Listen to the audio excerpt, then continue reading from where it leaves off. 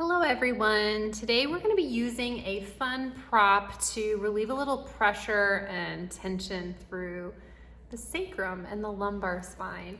So I'm using these props here. Now there are a number of different ways that you can move through this. So if you have a set of balls that is a little smaller, or you can even kind of roll up a bunch of thick socks to create a small ball shape to use. But what I'm using here is pretty squishy. So ideally we want to use something that has a little bit of give to it. Otherwise the feedback is going to be a bit aggressive. But find what you have and you can meet me over by the mat.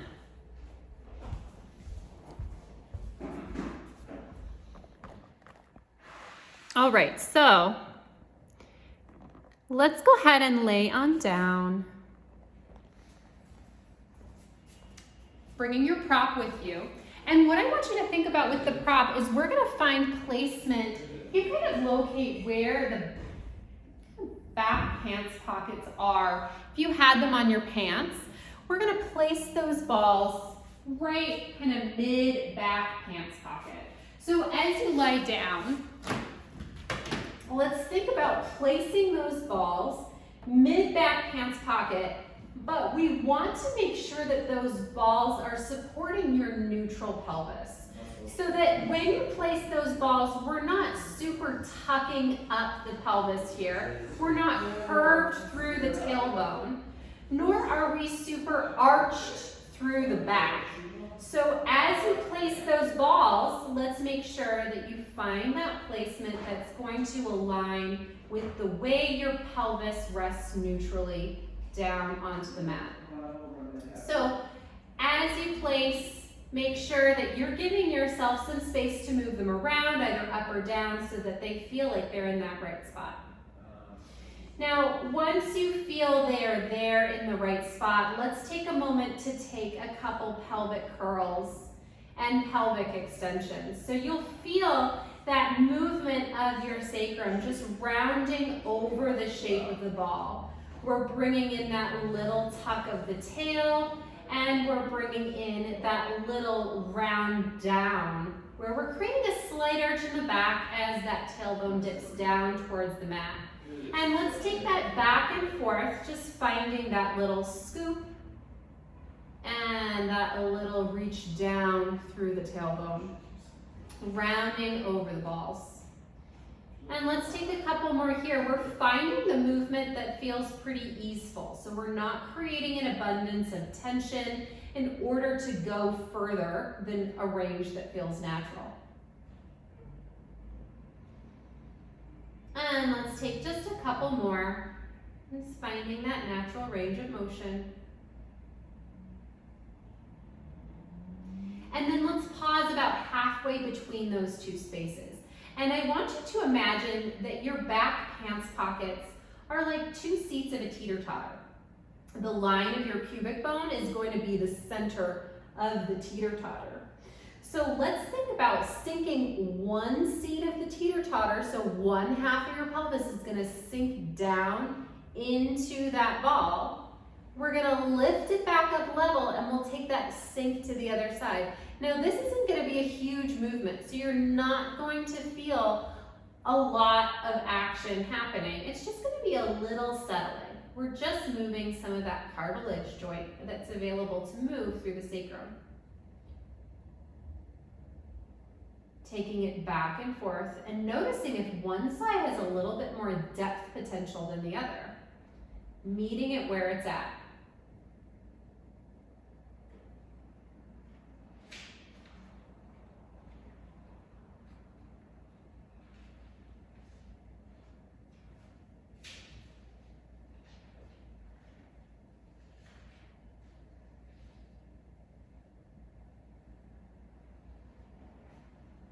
Now let's pause heavy into one half of the pelvis.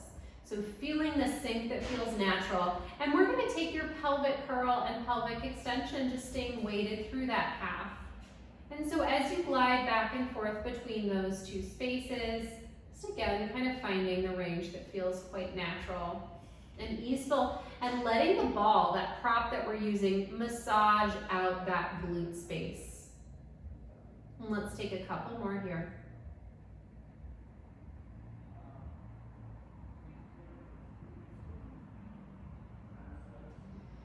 And then let's take that sink to the other side. So finding that little moment just to ground into the ball through that half of the pelvis. And then again, we'll take that little curl and extension, just massaging out that glute space.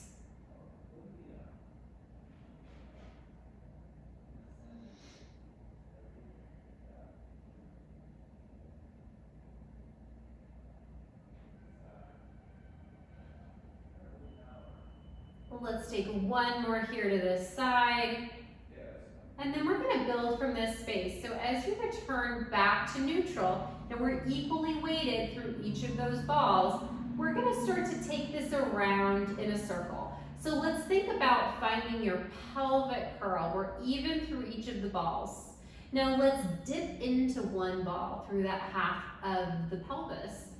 Moving from that side into your pelvic extension, again, we're pretty even through each of the balls now, before we dip heavier into that other ball.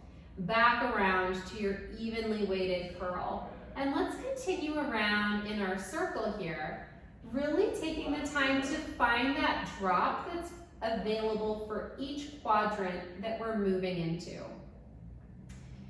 And as we're moving, not only do we want to think about how much depth do we have through these four corners, but we also want to think about our transitional moments.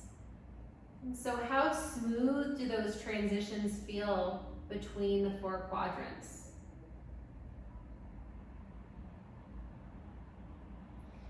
And so sometimes it's helpful to think about your pelvis like the face of a clock. And we're just kind of smoothly moving through each of the numbers here. Once you reach your pelvic curl, let's reverse directions.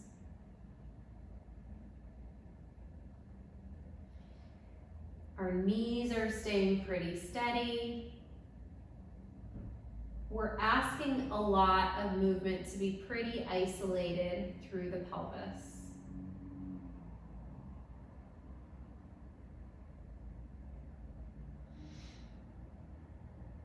One more time around.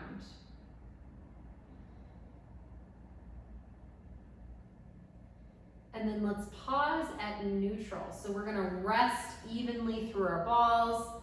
We're gonna bring the feet and knees together as if you've got one big leg, and let's start to knee sway. We're gonna drop heavy into one of those balls through the pelvis, and then our knees are gonna come along for the ride. So let's think about this spine twist as starting through the pelvis as we take it from side to side. And if the balls feel like they're kind of moving around a little bit, you can hold them with your hands to make sure that they don't run away from you.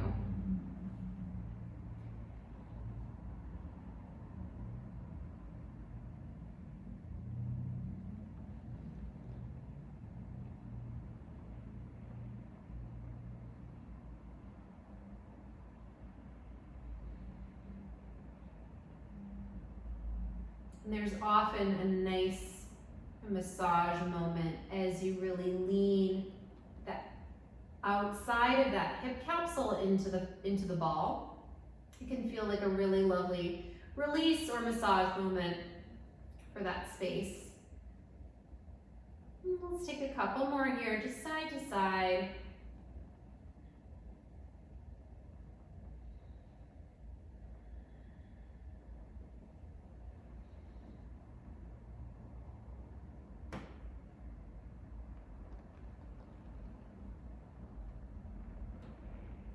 Last time to each side.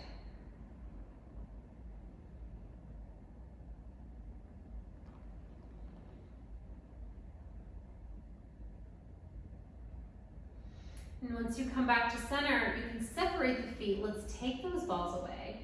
And as you're resting back down into the mat just naturally, noticing how your body feels. So how does that low back feel? How do the hips and the pelvis feel? Let's come back to our pelvic curl and pelvic extension and just notice what movement is here. And maybe you can roll the neck next one up towards a bridge, just noticing how that movement is feeling through the whole spine now. Now when we take a bridge, let's avoid kind of bracing or clenching through the butt cheeks or through the sit bones as we're moving. Let's take just one more.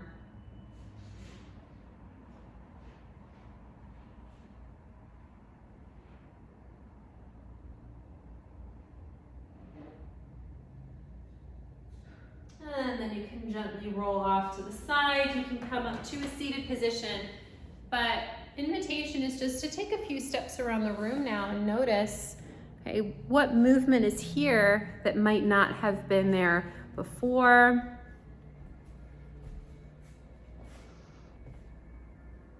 Now let's take just one more little stretch here for that space. So what I'm going to invite you to do is let's either find a table or you can take this against a wall. And I'll kind of show you what this will look like against a wall because that's usually a surface that most people have access to. Another thing that you can use is kind of the countertop in your kitchen. But what we can do is we're going to take a hip hinge.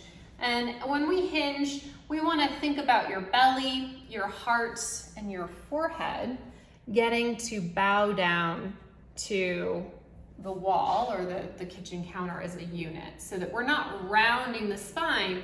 We get to think about these three spaces hinging forward as a set, okay? So you get to be kind of mindful of that organization as you're moving. We're going to bring hands to the wall. Actually, I'm a little too close in here, so we'll pretend that we're at the kitchen counter instead. So we're going to take our hinge moment, belly, heart, and forehead bowing down. Hands are going to outstretch on the surface of that kitchen counter or on the wall in front of you. We've got semi-straight legs. If you need to bend your knees, that's totally welcome, but just take a deep breath here.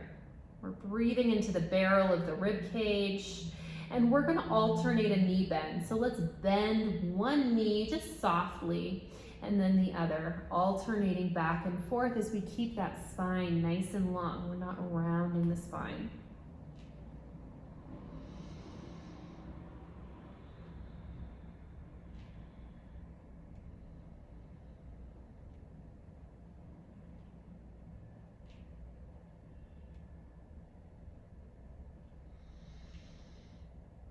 And then go ahead and bring yourself all the way back up.